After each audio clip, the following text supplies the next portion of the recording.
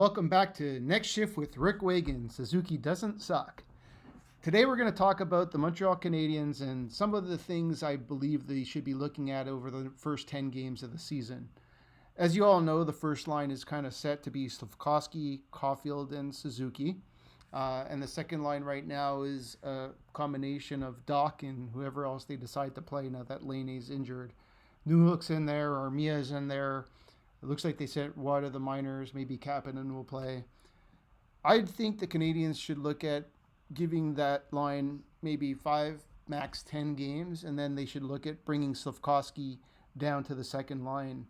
Slafkovsky and Doc had good chemistry a year ago in the preseason, and I think that could be an interesting line where you leave Suzuki and Caulfield on the first line and replace their winger with, let's say, Kapanen or Armia, or pick somebody.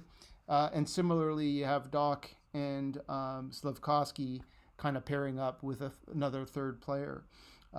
So we'll see how it goes for the beginning of the season, but I am concerned the fact that they really only have 4 top-tier players now that Laney's injured and Watt didn't seem to make the grade.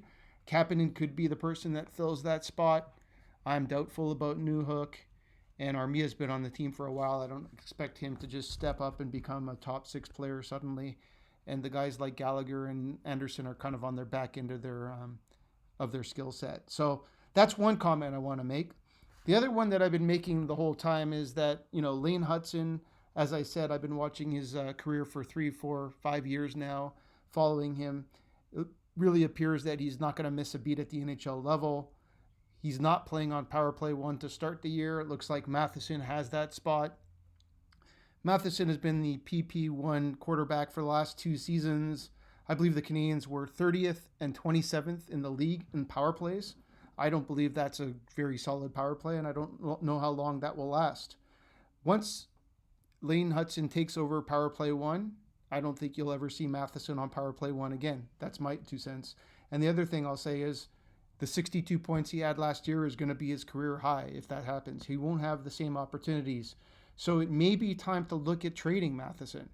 So I think we don't need to make any major moves in the next 5 to 10 games. But after 10 games, if the Canadiens are not doing well with the current first line, if the Canadiens' power play is not progressing with MATHESON on the point, and or if Lane Hutson has taken over power play 1, it's perfect time to see if you can get some good return with MATHESON before he becomes, a second power play guy with second power play minutes. And it'll definitely be interesting to see what happens. But those 2 players, along with, certainly those 2 players, those 2 changes are things I think should take an effect. So that's my 2 cents as we are at the eve of the NHL season, where the Montreal Canadiens are playing the Toronto Maple Leafs on Wednesday.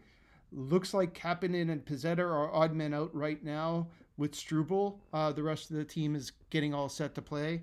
Looking forward to the first game and to see how it goes. But those are my 2 cents, and this was Next Shift with Rick Wagan. Talk to you guys soon.